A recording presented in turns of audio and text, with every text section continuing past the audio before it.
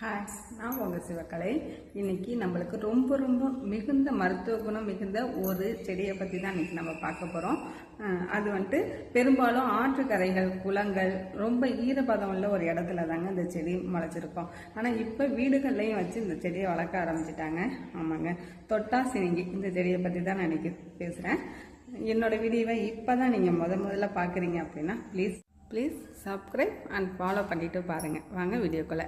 தொட்டாசினிங்கி இதில் இந்த இலையை தொடுறதுக்கு முன்னாடியே அப்படியே இது சுருங்கிக்கும். ஏன் அப்படின்னா இந்த இலையோட தண்டில் ஒரு விதமான அமிலம் சுரக்கிறதுனால அது தொடு உணர்வு ஏற்பட்டு அந்த இலையை அப்படியே சுருக்கிக்கும்.